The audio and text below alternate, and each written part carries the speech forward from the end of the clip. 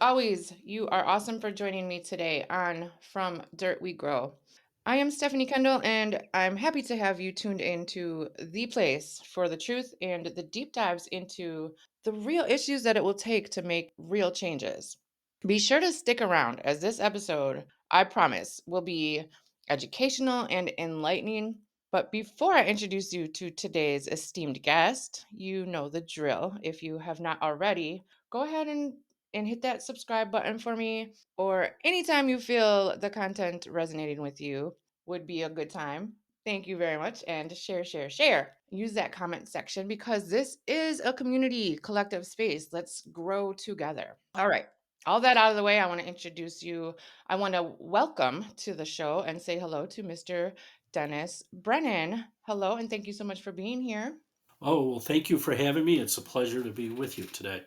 I am excited to hear what you have to tell us. Mr. Brennan is an author. He has recently wrote the book DC Swamp Strikes Back, Aaron Burr, Donald Trump, and their similar battles. I'm so interested in hearing all about this. I want to hear more on that.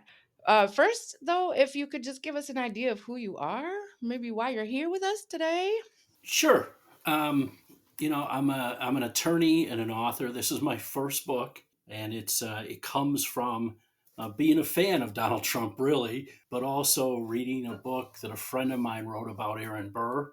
And when he wrote the book, he brought it to my office. He said, "Here, I wrote a book." I didn't have any idea he was writing a book. I should also say he's a Democrat political consultant.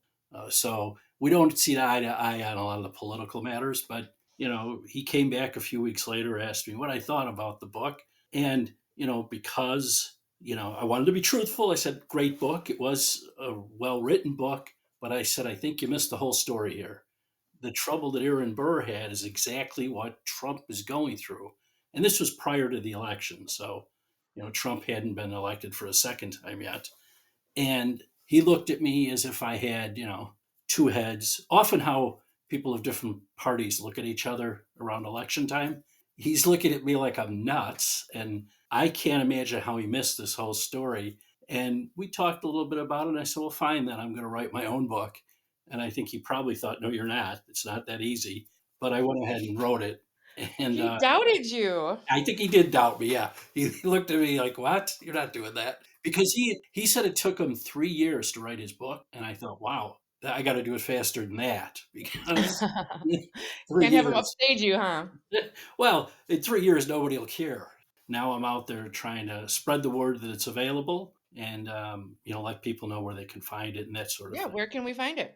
Well, my own website, I sell it. It's author dennisbrennan.com. It's also available on amazon.com, Barnes and Noble, and they tell me 50 other locations of which I don't have a list of, but it's like everybody says where all fine books are sold. So I'm considering this a fine book. Well, you should, right? How long did it take you to write it, by the way? It took me about 6 months to write it. You definitely beat him. I beat them. So I think in May it became available. Okay. Okay. Yeah, if you provide me all that information and I will have it in the in the episode's description, of course, for everybody. So, obviously before the show we were chatting a little bit and Aaron Burr, we were talking about how they leave some stuff out, they change things, they stop at a certain point of teaching you, history. I don't Hmm. remember learning much about Aaron Burr. So when I got your email and I found out about your book, I had to look it up and I'm like, okay, oh, I don't remember any of this really. Maybe I wasn't paying attention or maybe they didn't teach it. I'm not sure. So, can you tell us a little bit about the story? Sure. And I think it's a good point. We all kind of have that feeling like, was I not paying attention through all my school years? Yeah. And the problem is they just can't cover everything, I suppose. So they give you bits and pieces. And what we learn is, oh, Aaron Burr. Yes, he's the one that had a duel with Alexander Hamilton and Hamilton died. And that's what the whole play was about, right? The Yeah, I guess so. Yeah. When you look at that, you're like, okay, what's Aaron Burr remembered for? Not that he was, a good politician or that he was vice president. Yeah.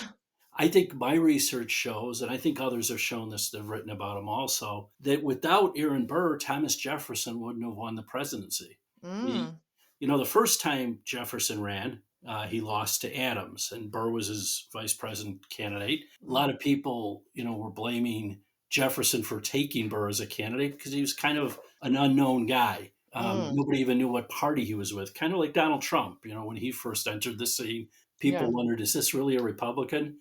And Burr, in between that first election that they had lost and the second one, Burr went back to New York and he worked on all the elections for the legislators in the state because at that time they decided how your electoral votes would go. It wasn't done by, apportioning your state's number. It was whoever in the General Assembly, their vote is what mattered. Okay. So he went back there and, basically put his own people in. And that's where this political genius came in. New York then shifted over from Adams to Jefferson, and Jefferson all of a sudden was able to win with a lot of votes. The problem for Burr is he and Jefferson tied, and back then, Hmm. even though you ran as president and vice president, if there was a tie, it then went to Congress for a vote to determine was it the president or vice president that would now be president. And you can imagine the people that were really anti-Jefferson, and there were a lot of them. They looked to say, okay, how can we steal this from Jefferson and give it to Burr? And there was some hard feelings with the Jefferson people and his allies in Virginia that maybe Burr should have done more to say, no, no, I ran for vice Mm. president, give it to Jefferson. And he didn't do that. He just went back home and waited for the vote. So right away, he's going to be in office and he has a lot of Jefferson's allies against him. And he really has no allies of his own because he wasn't strong as a Mm. political party person prior to that.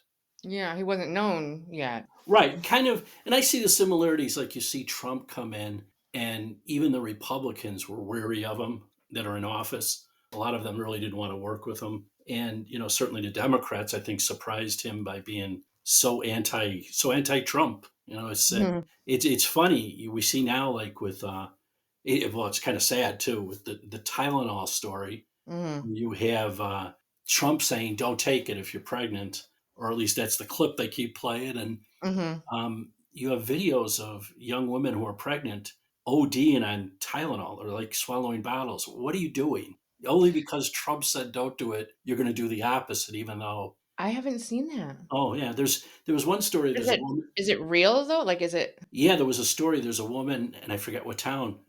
She's in the hospital because she took too many Tylenol in opposition to the idea that Trump said, don't take this if you're pregnant. well, that's just ridiculous, but Right. there's no concrete evidence. So for him to say, "Hey, don't take Tylenol because it does this," Yeah. is Well, I think not right. I think they clipped some of that. What he was saying is talk to your doctor. Yeah, I did hear that too. Trump has a way of speaking that sometimes they just take that little clip and they keep playing it, and it comes out. Don't whatever you do, don't take it. Well, there's more to it than that, but I don't think anybody's going to get their advice on medicine from the From the president, or they president? shouldn't. Right? Well, they shouldn't, but I mean, also that our head guy of the health department is also not a doctor or a scientist or anything. I think the thing is, not to go too deep into the whole issue of Tylenol, and you look at it and you go, okay, it just tells you how, in the broader scope, how no matter what Trump says, there are a group of people in the country that will do the opposite. They almost believe, and they must believe in their minds, that he is trying to hurt them, which makes no sense. I mean, he could be right, he could be wrong about something. Look into whatever the issue is yourself. I mean, it goes back to the COVID days too. Well, we could totally say the same thing about the right, about just believing everything he says, no matter what, without doing research. Yeah, I think some people do that, and unfortunately, it's like, wait a minute, anymore you have to check everything out, Yeah. Oh my gosh. and Yes. I think it's probably where we live or what the age we live in, meaning Yeah, the time, absolutely. not so much the location, but our time. We have so much information flying around, and you really don't know Well, who it's to the trust. technological age. Yeah, Yeah, absolutely. You can't trust everything anymore. Even if it's a supposed reliable source, you right. still gotta fact check it and, you know. Well, right, and when you take it like, it's almost like the old, I don't know if they're still around, but, the tabloids you used to have at the grocery Yeah. stores with, spaceship lands in Philadelphia. You're like, "What?" Now, Yeah, right, right, right. when I worked at a grocery store, going to school, I used to read those because it was so Yeah. funny. We would Oh, spend just for our entertainment, yeah, to right, laugh our at it, break yeah. was spent, laughing about, 600-pound women that were pregnant or spaceships landing, and now you do though when you're reading those, this is off the wall, it's not true. I think people somehow believe social media more than they believe their own eyes and their Yeah, own yeah. brain. It's I don't care. I even think the media, if you say something, you read in the media and you're like, I don't know, that does I don't know if that's true. Let me, I have to look it up. I've become my own news source. Like, okay, let me Yeah. see who else is saying this. Yeah, we have to be our own, like, newspaper. We have to Right. do our own, like we have to be our own journalists here. I wonder if that's what Elon Musk meant when he said we are the news, because Maybe. people are, you see the story, you're like, huh, let me check it out. And, Yep, well, that yep. story I read had no sources. Let me see if I could find one. Or It is crazy how that's totally, like, flipped. I know. It is. It's probably an indictment on the whole journalism, industry, but Yeah. it may be on us too, on people, the way we react and believe things, and Well, because we have to nowadays. We have to react with kind of caution or, well, I guess I got to check this out. I don't, I right. mean, we just have to. It's how it is. It's yeah. We've evolved into that type of society now because of, like I said, the technology, AI, and everything. They can do all kinds of things now. Oh, yeah. Crazy. They could fake you actually talking to me. Yeah. I mean, imagine you could set up, politically where you could show things somebody's doing, and they're taking a bribe or something. Yeah. Anything. No, that never happened. Yeah. Now, going back to your book. Okay, so Sure. you obviously the title tells us a lot about comparing the two. So, Aaron Yeah. Burr and Donald Trump, you talked about it a little bit. What are the most striking similarities between the two? Well, from what I see is, Burr, after he had the duel and he was basically out of politics, and I think the way we remember history is like, well, that's it for him. But I think we were told that in school. The reality is, it really wasn't. He was still kind of hanging around, and there was the idea, and this is he was charged with treason twice for this, which Mm, treason we hear all the time now, right? yeah. Republicans, Democrats throw the word out like someone committed treason because they said something. And it's like, wait a minute. I don't think you know what treason means. But Burr was actually charged twice by allies of Jefferson. There was the allegation Jefferson kind of ran the prosecutions that happened to Burr. Besides being charged with the murder of Hamilton, which he was acquitted of, he was also charged for treason in Missouri. And then when that was thrown out, dismissed, they dragged him across the country and reinstated his charges and had the Justice Marshall, who was the Supreme Court Chief Justice at the time, oversaw the treason trial. So Mm, the reason that they charged him with treason was what was known as the Spanish conspiracy, which also was called the Burr conspiracy. And when I was researching this, I remember the allegations were that he had conspired with a friend of his from the military who was working in Louisiana. He had a government position in the military there, and that Burr was going to bring men down the river, and they were going to go in and invade what was then property of Spain, what was known as Mexico, and the western part of the U.S. Because at that time, we didn't have all the land we have to the west now, and the conspiracy went on to say, and it was Wilkerson, the guy, the colonel who had supposedly conspired with him, that testified against him and said, yeah, Burr was going to make himself president of this new country. There was no real evidence other than this guy saying so. and sounds and he, familiar. right, and he was also being paid by Spain and the United States for different. Mm. Spain had him on the payroll, and he was a military man in the United Oh, States. wow. So there was a lot of reason to believe none of it was true. But the best part about it for Burr is he kind of, he put his faith in the judicial system, whereas Donald Trump certainly did not. He argued about the judicial system throughout all of the trials he had. Trump, I think, put his faith in himself and maybe in the voters, figuring, I can say that this is a railroad job, and I'm going to still win the election, which does surprise me that he was able to do all that. I'm pretty sure he put his faith in his money and his clout. Well, money and clout doesn't hurt. And both Burr and Trump, Money and clout can get you anywhere in this country. Burr was his father started Princeton University. It's not as if either of these guys was poor when they started. Mhm. But, different times, I think, too. Oh, absolutely. It's a little different. But Burr was tried for, treason. He won basically because Justice Marshall said you have to have testimony from two people, and you need Mhm. an act in furtherance. Well, they weren't able to show two people. All they had was Wilkerson, and that's not enough. So Marshall acquitted him. Interesting part too is, Marshall had been appointed by Adams, but he was a relative of Jefferson. So there's a lot of, we talk an elite group running the country at that time. Everybody knew each other. Some were related to each other. And they had enemies just like we do now. Adams and Jefferson, were frenemies, I guess. Uh, Hmm. but even Marshall and Jefferson, despite being related, were not on good terms. So he was able to overcome that. I think the fact is Trump overcame his legal issues too. To some extent, some of it was the help of Judge Cannon in Florida certainly helped out Trump, where Burr had the assistance of both. There was a judge in Missouri, and then Justice Marshall, obviously, where they made rulings that were sound legal rulings. Hmm. But if they go the other way, and anymore, you just don't know in court. Unfortunately, Hmm. it seems like the judiciary is very politicized. It's always been politicized, but Hmm. to the point now when you read a story, I don't know about you, I check to see who appointed the judge if it's a federal judge, and nine times out of More and 10, more, yeah, you have to. yeah, You have to check everything. 9 times out of 10, you're like, yep, that's what I thought. Yeah.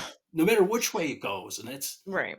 it's almost predictable, but not the best thing in the world for our justice system. It's pretty terrible, actually. Yeah. So I'm curious. You've heard history repeats itself, yeah? Yeah, Do you believe that it does, or do you just think that like there's certain coincidences, or what do you think? I think You're to a some, historian, right? You've yeah, studied history. I think to some extent it does repeat itself. I think because it's people, individuals, right, and we repeat mistakes. I think Yeah, instead hope. of learning from them. Yeah, instead of and one example I had never thought. For years we heard people talk about the Holocaust, and quite frankly, they'd have so many warnings like we can never let this happen again, and I always thought, cut it Hmm. out, this isn't happening again. But then, Ever, yeah, especially in America. right. But then you see the anti-Israel protests and demands, and you're like, whoa, maybe it could happen. Um, I still think it can't, but Hmm. I'm surprised there's even as many people who are just purely anti-Israel, and I'm like, whoa, that maybe they're right. Maybe they maybe they were right to warn us because I always thought, okay, knock it off. That's enough warnings about that. It's not going to happen. So I gotta tell you, I'm sorry to cut you off here. I just gotta say, when I got your email, you completely threw me off kilter here. I just learned just on the show, like recording right now, that you were a Trump supporter. Oh yeah. I had no idea. You were so nice in your email, and you even complimented me and the show, and which I thought was amazing, and I love you for that. Thank you. Um, but usually, the opposition is not so nice to people on the other side. You know what I mean? So I was very shocked, actually, just on the recording right now, that you said Breaking that you were. news. Breaking news. Some people on the other side are not animals. It's We're not all animals. So yeah, I what think makes you support Trump? I got to know. well, at first I didn't. Part of it is I was raised. First of all, I was raised a Democrat. My dad was a precinct captain in Cook County. The notorious Cook County. So, so as a kid, or young, maybe a teenager, I was walking precincts with him, pushing Democrat candidates, and even was in the party for a little bit. I switched during the Reagan years, and at that point, I've been a Republican through the time. When Trump showed up, I was weary of him even being a Republican. It Well, seemed to he me, used to be a Democrat. yeah, it seemed to me that his positions were more Democrat, and he could have easily just been a Democrat, except he saw the opening right on the Republicans. Yeah. Yeah, he does know how to take advantage of things, and I think he knew politically, whether he did it himself or someone advised him.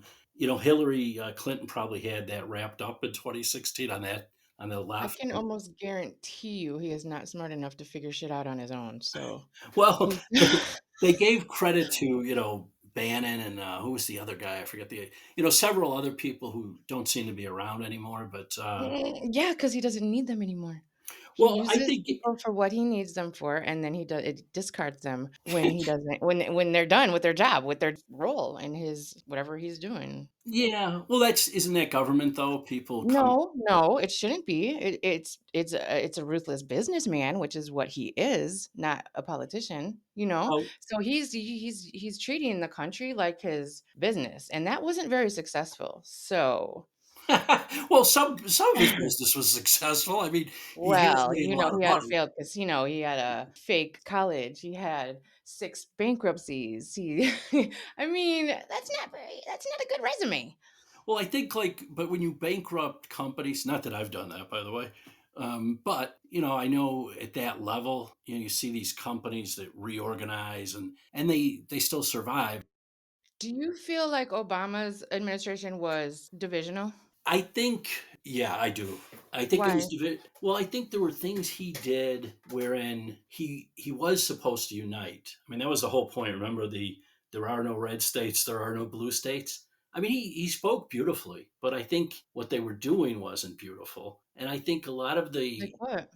well, remember that Obama was looking at they were enforcing their worldview like into the schools. A lot of the changes that are coming apart, and I look at Obama as being a lot of his people still being around through the Biden years.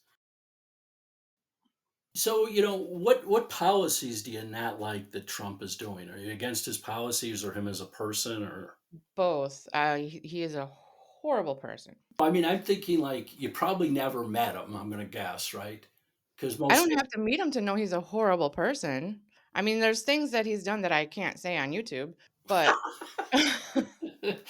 you could but hint you at know them. what he's done, correct? I You, mean, you you could hint at them, but well, Epstein, hello. well, Epstein's a good What do you example. mean? That's the only thing you need to know. How can somebody that has raped children be our top leader of the free world? Like how?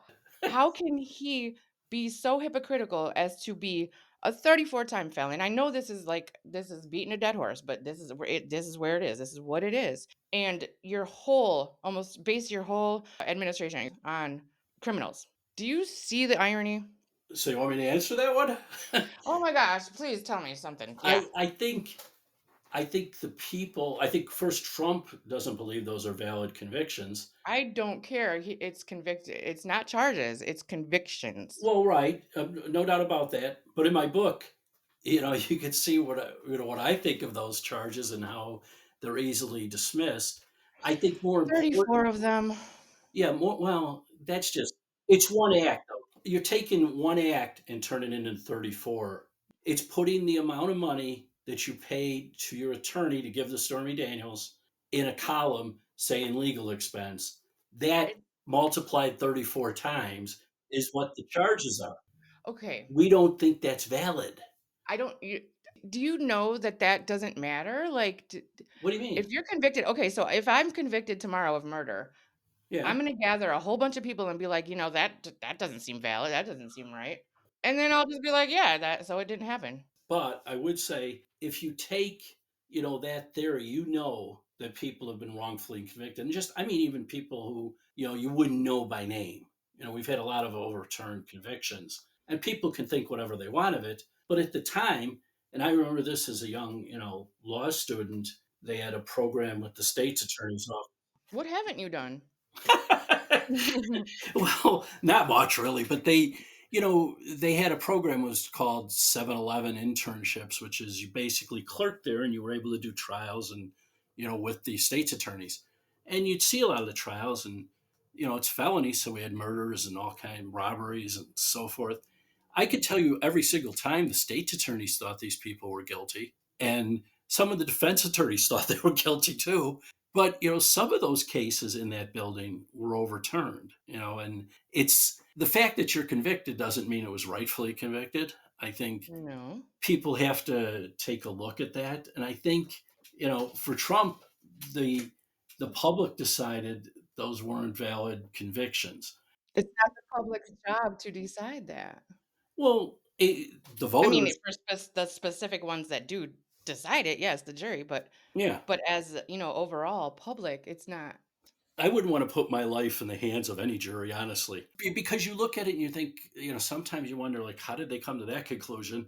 And especially if you're known. Um, That's the thing. That's the well, money can buy you anything. well, You can can it? get away with anything if you have money, and everybody knows this. You can't say that the whole system isn't corrupt, that the whole system, that everything this whole country runs on money, hand over fist. Nothing is unattainable with money. You are very pessimistic about the country. Oh, no. I am very realistic. There's a difference. I would guess there is a difference there, yeah, but it's a sliver of a difference. No, no, no, no, no. I think Are you certainly. saying there's not corruption? Oh Or no, that it's not that it's minimal?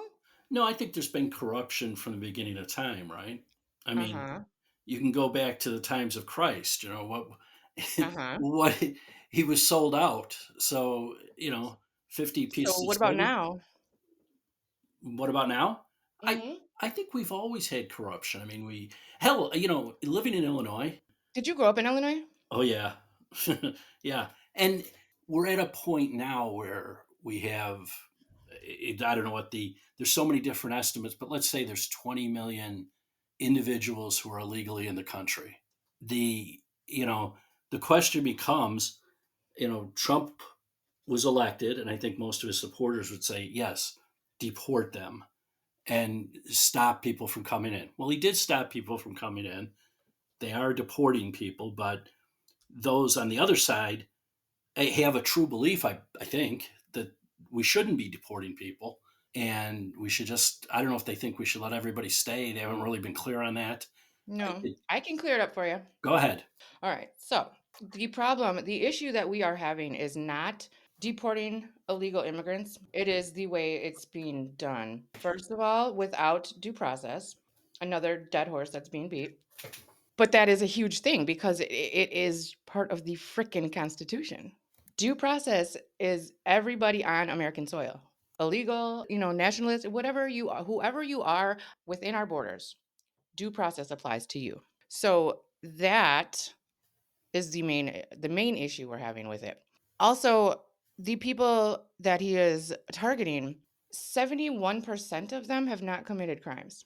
Also, being here illegally is not a criminal offense. It's a civil offense. It's a traffic ticket. So deporting them, throwing them in concentration camps, feeding them to alligators, throwing them in the middle of the ocean somewhere, equal the punishment does not equal the crime. Well, I can stop you right there for one thing. It is a crime to enter the It's a United civil States. offense, No, not a no, criminal it is offense. a federal criminal offense. I can give you the site for it, actually. It's 8 USC section 1325. Now, Being here illegally. entering the US without authorization is a federal crime. But being an illegal immigrant is a civil offense. Well, I don't That does know. not If you equate to entered being. illegally, you've already committed a crime. But how do you know that they entered illegally? First of all, without due process. Second, that they didn't already go through the process and it expired or whatever the case is. There's so many Well, and what different what what would you think? circumstances. What would you think is due process for an illegal? What do you Um, mean? What do I think? What I know what it is because the Constitution tells us what it is. well, you do know. My question becomes, what do you said it's the due process is guaranteed? Well, there's a difference between what the immigration courts require for due process. There's a No, there's a hearing. You do not have the right to go through federal district court, federal appellate court, and the Supreme Court and say, "Oh, now I have due process." you That's not don't need. nobody gets that. You don't need to. You don't. What do you mean? Right. Due process is your day in court. That's it. You need to be heard. You can't. Right. You can't just pull people off the street. Well, you have to pull them off the street and put them in detention and give them a hearing. but they're not. Well, They're they not are. keeping them here. No, Any they anybody being deported right now, and I think they're going to catch up with you at some point, and I would leave. But first of all, Trump even said it. He said there's too many. It would take too much time to do all that. That would take 200 years to go through the process. what he was saying is district court, because there are some Democrat governors out there saying that they have to go to federal court. They have, and these are people. Some of these people already have orders to You leave. mean like follow the laws of the land, like the follow the way that we've been doing it for years and years and years, and it's written like in blood? But the Immigration Act, the Naturalization and Immigration Act, only requires a hearing before an immigration judge, which isn't. I don't want to say they're not real And they're judges. not getting that either. They are getting that before they're deported.